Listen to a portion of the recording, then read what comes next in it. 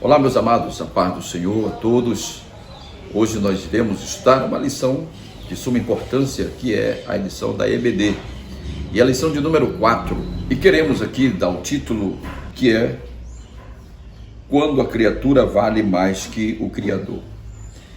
Analisando esta lição de número 4, que estamos estudando, só aqui neste assunto da lição, eu já posso, se eu quisesse me deter somente aqui neste assunto, eu já poderia descartar e separar esta questão da criatura querer ser maior que o Criador. Então, nesta frase aqui, quando a criatura vale mais que o Criador, eu me apeguei em dois advérbios, que é quando e mais. Aqui neste advérbio, eu fiz algumas anotações aqui, e eu posso ver o advérbio quando, que é sobre situações, tempo, ocasião temporária. Então, quando eu me prendi aqui nesse advérbio quando, que também é uma ocasião temporária, eu já pude ver que a criatura ela tem prazo de validade. A própria gramática já elimina o seu ego e já diz que tem prazo de validade. Então, a criatura quer se opor maior que o Criador, só que há uma diferença enorme. O Criador é eterno, a criatura tem prazo de validade. O outro advérbio é o de quantidade, mais. Quando eu olho para Mateus capítulo 3 e o versículo 11, eu vejo João Batista ali, quando vê Jesus, ele diz: mas aquele que vem após mim é mais poderoso do que eu.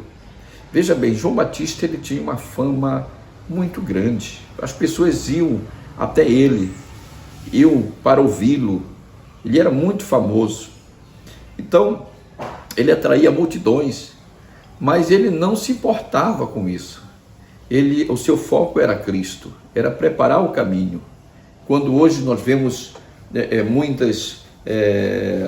muita diferença concernente a isso, a pessoa já cria um nome, uma imagem, e aquela pessoa já se autoproclama como ele ou ela. Se não tiver no evento, não acontece, não faz isso, não faz aquilo. E o povo segue essa filosofia. O povo já não olha mais para Jesus, o povo já olha para o nome da pessoa. Se a pessoa que vai fazer uma conferência, aí ela avalia, essa pessoa não é boa não, quando se trata do cristianismo, né? Não, essa pessoa... Mas quando é um outro renomado, vamos lá. Mas não vai por causa de Jesus, vai por causa da fama, do nome da pessoa. Da mesma forma, um conferencista, um cantor, uma cantora. E João Batista, ele disse: aquele que vem após mim é mais poderoso do que eu. E hoje está ao contrário, a criatura querendo ser mais poderosa do que o Criador. Mas seguimos avante. A introdução fala sobre a soberba e a insensatez do homem ímpio mantém afastado da verdade de Deus. Com o advento da revolução do pensamento, o ser criado passou a priorizar cada vez mais a criatura em detrimento do Criador. Daí, nós já começar a primeira parte, que é o desprezo à verdade. Bem, esse desprezo à verdade, nós olhamos pela Bíblia, há 99 características de quem despreza a verdade, de quem despreza a Deus. Então nós podemos ver, são pessoas que não dão ouvido a Deus, Levíticos 26:14, não obedecem os seus mandamentos, desprezam os estatutos de Deus, tem aversão ao juízo de Deus e outras coisas, etc. São 99 características da pessoa que despreza a verdade. E já o profeta Isaías, ele já no seu capítulo 53, verso 3, nos apresenta que, referindo a Cristo, era o mais desprezado e indigno entre os homens. Então, já vemos aí o profeta Isaías falando desse desprezo que ocorreria. E a verdade se refere a Cristo. João capítulo 8, versículo 32, Jesus disse: conhecereis a verdade e a verdade vos libertará. Ou seja, esta verdade que liberta a pessoa do jugo. Então, há muitas pessoas que estão se mantendo na mentira, achando que é verdade. Por exemplo, Jacó, quando soube que o seu filho José tinha sido morto pelas bestas feras do campo, então ele ficou acreditando naquela verdade mentirosa até o dia em que o seu próprio filho se apresentou como governador, e aí ele foi liberto do jugo, porque a partir do momento que ele teve aquela notícia, para ele também morreu. Então ele ficou arrasado com aquela notícia de que seu filho tinha morrido. Então, mas com a verdade o seu espírito reviveu. Então isso que acontece hoje é que muitos estão realmente mortos espiritualmente, mas quando conhecem a verdade, há uma esperança de vida, porque Jesus é a vida. Então, a impiedade e a injustiça. Olha, a impiedade, o profeta Isaías também no capítulo 58, versículo 6, eu vou até ler aqui, Isaías capítulo 58, versículo 6, para melhor entendimento do que é a impiedade. Veja só, a impiedade diz aqui, a impiedade é uma ligadura. A impiedade é uma ligadura, que diz aqui: porventura não é este jejum que escolhi, que solte as ligaduras da impiedade? A impiedade é uma ligadura. O que é uma ligadura? Quando você coloca um chiclete, depois de você mascar o chiclete, você coloca em qualquer lugar e você vai querer tirar, então você vê que há aquela ligadura, fica pedaço, então fica difícil de tirar. Então essas pessoas que desprezam a verdade, elas estão muito arraizadas no pecado, porque toda essa consequência é do pecado. Então elas estão arraizadas, e isso pode haver libertação, sim, por intermédio da verdade, do conhecimento, de oração e jejum. Então, a impiedade e a injustiça, aqui diz que o termo impiedade quer dizer irreligiosidade, ou seja, não acredita em nada, a pessoa está com o pensamento voltado a si mesmo, a sua própria filosofia, né? E injustiça vem também do grego, que significa sem retidão. É aquilo que o salmista fala no Salmo 1, verso 1, que bem-aventurado o que não anda no conselho dos ímpios. O que é o ímpio? O ímpio é uma pessoa moralmente errado.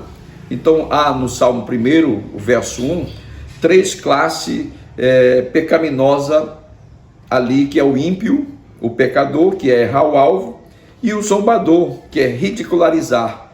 Então essas 3 classes estão ali. E aqui encontramos esta versão, essa tradução de impiedade e injustiça. Depois vem o culto à criatura. Ao rejeitar a Deus, suas leis, os filhos da ira são deixados à mercê de seus desejos pecaminosos. Dentre eles, a impureza sexual, a degradação do próprio corpo. Aqui o texto bíblico ratifica a anunciada ira de Deus sobre a impiedade e a injustiça dos homens. Veja bem, quando o homem se distancia de Deus, o pecado ele cria uma gosma, cria uma massa que envolve a pessoa, e ela fica presa em um local e fica difícil de fugir, de sair. É que o profeta Isaías fala no capítulo 58, que lemos o verso 6, a ligadura da impiedade, que só pode se desfazer com oração e jejum. Então a igreja do Senhor tem que continuar como ela está fazendo, orando, para que essas ligaduras sejam sacadas de onde estiver e esta pessoa, por meio da verdade, venha a conhecer a realidade da vida eterna. O segundo tópico aqui é a revolução do pensamento humano. Veja bem, o que é uma revolução? É incitar uma revolta. É o contrário, o oposto do que Paulo escreve aos Romanos no capítulo 12, versículo 2, que se deve renovar o pensamento. Renovar o pensamento, ou seja, mudar o pensamento, não se conformar com este século, com este mundo, mas sim renovar o pensamento, colocar coisas novas, coisas boas, coisas santificadas, coisas que trazem paz, esperança e comunhão com Deus. O renascimento, ou seja, quem sabe eles se apoiam em Mateus, em João capítulo 20, versículo 25, que tudo devia ter uma explicação racional. Então ali, eu vou até pegar aqui a Bíblia, João capítulo 20 e o versículo 25, olha o que está escrito aqui, veja bem, olha só, diz aqui: disseram-lhe, pois, os outros: vimos o Senhor. Mas ele respondeu: se eu não vi o sinal dos cravos em suas mãos, não puser o dedo no lugar dos cravos, a minha mão no seu lado, de maneira nenhuma crerei. Então, o renascentismo, eles recusam-se a acreditar em qualquer coisa que não pudesse ser comprovada racionalmente. Alguns acreditam que eles vão para esse ponto de Tomé, que não acreditou se ele não visse. Mas isso aqui não foi porque Tomé não acreditava, ou porque ele não tinha fé, que é exatamente, muitos se apegam nesse pensamento e até dizem, até parece Tomé que não acredita. Não, Tomé ele teve razão para falar assim. Veja o que está em Mateus capítulo 24, eu vou ler para você aqui, porque aqui é o canal Bíblia Pura, e tem que mostrar para você a realidade das Sagradas Escrituras. Aqui em Mateus capítulo 24, versículo 24, está escrito: porque surgirão falsos cristos e falsos profetas, os quais farão tão grandes sinais e prodígios, que se possível for enganariam até os escolhidos. Foi Jesus que falou. Então Tomé, baseado nisso que Jesus havia falado, ele também, não, eu só acredito se ver. Então Jesus orientou, então ele estava baseado aqui no que Jesus tinha falado. Então esses renascentismo, porque eles não completam o seu raciocínio. Veja só, Tomé não acreditou ali porque ele tinha sido instruído por Jesus, só que eles querem se achar o tal, querem apenas dizer o que existe é o físico, nada de fé. O escritor aos Hebreus, no capítulo 11, versículo 1, a fé é o firme fundamento das coisas que se esperam e a prova das coisas que não se veem. Então, essas pessoas com esses segmentos filosóficos falsos não devem nem dar atenção para os seus argumentos. Nós devemos orar por eles para que sejam salvos, conhecendo a verdade. Depois vem o humanismo, outro pensamento. Para o movimento humanista, a ética e a moral dependem do homem. Assim a criatura passou a ser a base de todos os valores. Ou seja, o homem é dotado do livre-arbítrio e por isso tem a possibilidade de escolher o que fazer. É isso que o humanismo diz.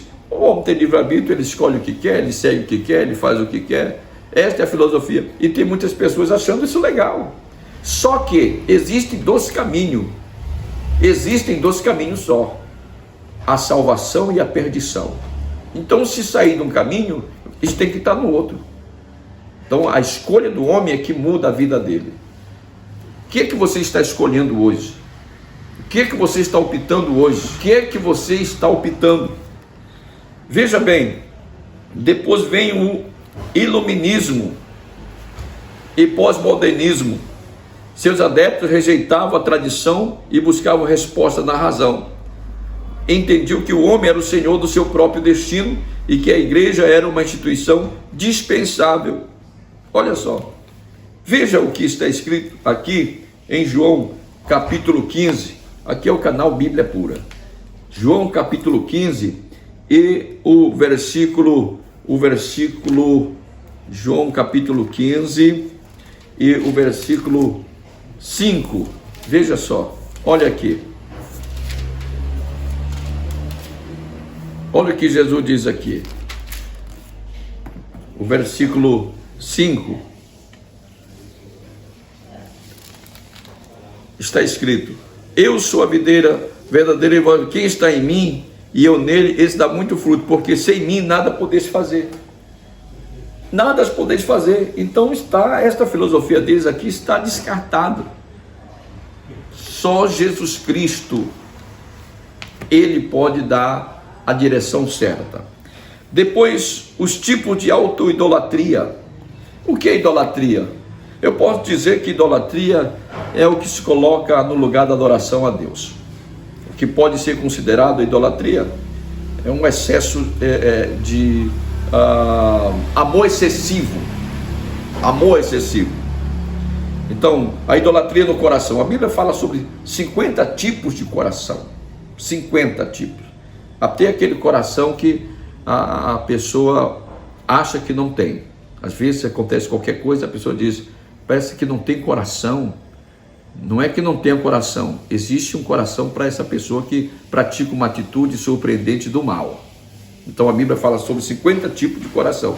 Então a idolatria no coração, o coração se refere às emoções, à vontade, o centro de toda a personalidade. E Jesus Cristo também falou de que onde estiver o tesouro, lá está o seu coração. Então hoje eu pergunto para você, qual é o seu tesouro? Que tesouro é que você tem que o teu coração está lá? É dinheiro? É mulher? É fama?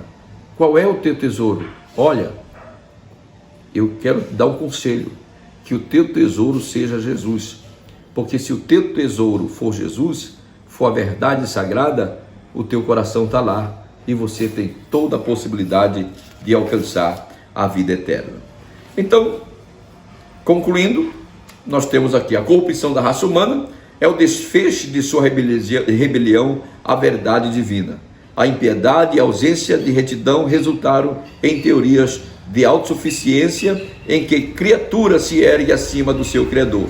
Ao se colocar como medida única de todas as coisas, o homem eleva seu interesse acima da vontade divina. Então, a criatura tem prazo de validade. Você que está me assistindo agora, eu quero dizer para você, você pode ter muito dinheiro, ter muita fama, ser rico, e você acha que sem você não acontece nada, se você não estiver lá não acontece nada. Você que é cristão, você que é pregador, você que é cantor, você que é cantora, você não se ache que você é que faz milagre, que você é que salva as pessoas. Não se coloque nessa postura, que se você não estiver lá as coisas não acontecem.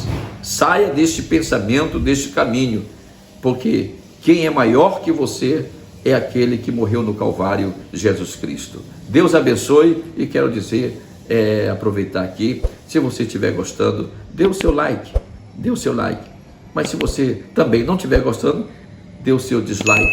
E se você não estiver inscrito no nosso canal, quero convidar você, se inscreva no nosso canal, nos ajude a propagar o Evangelho, ajude a falar as coisas verdadeiras, que é a palavra do Senhor Jesus. Até o nosso próximo encontro.